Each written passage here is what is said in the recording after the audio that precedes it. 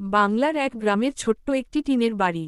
বাড়ির চারপাশে নারকেল গাছ, কলাগাছ আর এক কোনায় ছিল একটা ছোট্ট পুকুর। এই বাড়িতেই থাকত আনিশা আর তার মা বাবা। আনিশা ছিল 10 বছরের এক দুরন্ত মেয়ে। সারাদিন দৌড়ঝাঁপ, পুকুর পাড়ে খেলা, মুরগির পিছনে দৌড়ানো আর কখনো কখনো পিঠা বানানোর সময় মায়ের সাথে খুনসুটি করে দিন কেটে যেত।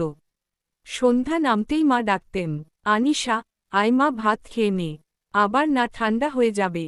আনিশা তখনও খেলা নিয়ে ব্যস্ত। পুকুরপাড় থেকে মায়ের ডাক শুনে বলতো, মা, একটু পর খাবো, মোরগটা তো ধরা হয়নি। মা একটু রাগ করে বলতেন, রোজ এই কথা, আয়রে দুষ্টু মেয়ে, ভাত খেয়ে আয়। শেষমেশ মা নিজেই আনিশাকে ধরে এনে হাত মুখ ধুয়ে পিঁড়িতে বসিয়ে দিতেন। রান্না করা গরম ভাত, ডাল আর আলু ভর্তা, আহা, আনিশার খুব পছন্দ। ভাত খাওয়া শেষ হলে মা বললেন, আনিশা, আগে টয়লেটে যা, রাতে বিছানা ভিজাবি আবার, কতবার তোকে বলেছি। আনিশা ভেবেছিল, এখন তো প্রস্রাব পাচ্ছে না, পরে করব। তাই হেসে বলল, মা, আমার তো লাগে না, পরে যাব। মা জানতেন, এই মেয়ে সব সময় এমনই করে। কিন্তু যেহেতু তখন পুকুর পাড়ে বেশ ঠান্ডা বাতাস বইছিল, তাই মা আর জোর করলেন না। তার মনে হয়েছিল, রাতে নিজে উঠে যাবে। রাত 10টার দিকে মা আর আনিশা একসঙ্গে শুয়ে পড়ল। আনিশা মায়ের কোল ধরে ঘুমিয়ে গেল।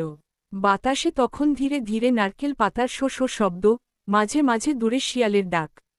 ঘরটা অল্প আলোয় আলোকিত ছিল, কারণ মা কুপি বাতি জ্বালিয়ে রাখতেন। আনিশার তখন গভীর ঘুম। সেই স্বপ্ন দেখছিল, সে এক রূপকথার রাজকুমারী। তার এক বিশাল সোনালী প্রাসাদ।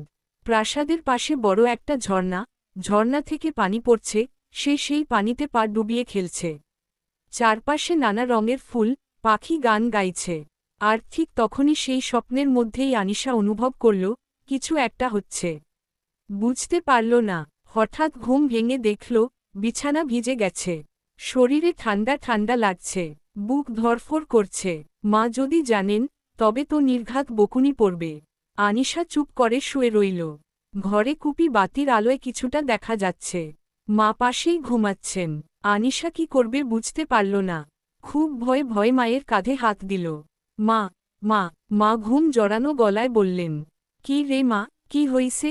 আনিশা কান্না মিশ্রিত গলায় বলল, মা, বিছানা ভিজে গেছে। মা এক লাফে উঠে বসলেন। কুপি বাতিটা একটু বাড়িয়ে দেখলেন, সত্যিই বিছানা ভিজে গিয়েছে। মা প্রথমে একটু রেগে গেলেন। আরে আমি তো কতবার বললাম তোকে, শুতে যাওয়ার আগে টয়লেটে যাস, শোনিস না তো? দেখ, কত কাজ বাড়ালি। এই রাতে আবার কাপড় ধোয়া, বিছানার চাদর বদলানো। আহা, মেয়ে রে তুই। আনিশার চোখ থেকে তখন টুপটাপ করে কান্না পড়ছে। সে বলল, মা, আমি ভুল করেছি, আর করব না। সত্যি মা, এবার মাফ করে দাও। মা রাগ হলেও, মেয়ের কান্না দেখে মন গলে গেল। মা বললেন, আচ্ছা ঠিক আছে, এখন আর কান্না করিস না। তোকে তো কতবার বললাম, তবু শোনিস না। যা, জামাকাপড় বদলে আয়। আনিশা নতুন জামা পরে এল। মা তখন বিছানার ভেজা জায়গাটা শুকনো কাপড় দিয়ে মুছলেন। শুকনো চাদর এনে বিছিয়ে দিলেন। আনিশাকে পাশে বসিয়ে বললেন, দেখ, রাতে বেশি পানি খাওয়া ঠিক না।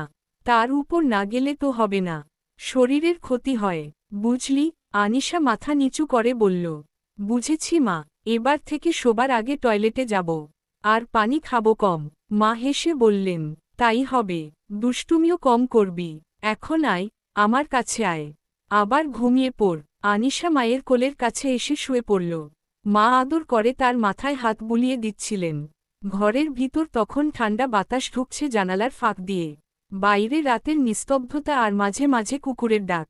আনিশা মায়ের বুকের কাছে মুখ লুকিয়ে বলল, মা, বড় হয়ে আমি আর বিছানায় প্রস্রাব করব না, তোমাকে কষ্ট দেব না। মা হেসে বললেন, হ্যাঁ রে মা, ছোটরা এমন করে, কিন্তু শেখার সময় তো এখনই। যত শিখবি, তত ভালো। তারপর জনেই আবার ঘুমিয়ে পড়ল। পরের দিন সকালে আনিশার বাবা উঠেই বললেন, কিরে আনিশা, আজ তোর বিছানায় কিছু হয়নি তো? মা হেসে বললেন, না, এখন ঠিক আছে। কাল রাতে একটু ভুল করেছিল, তবে মেয়ে কথা দিয়েছে, আর কখনো করবে না। বাবা বললেন, তাই বুঝি, তবে তোকে একটা পুরস্কার দিতে হবে। তোকে আজ বিকেলে আম গাছের ডাল থেকে বড় আম পেড়ে দেব। আনিশা খুশিতে লাফিয়ে উঠল। গল্প এখানেই শেষ নয়। তারপর থেকে আনিশা আর কখনো রাতে বেশি পানি খেত না। শোবার আগে ঠিকমতো টয়লেটে যেত। আর বিছানাও ভেজাত না। মায়ের কথা রাখতে শিখেছিল। আর মায়ের মায়া তো এমনই। যত রাগ করুক না কেন, শেষে সেই তো আবার বুকে টেনে নেয়।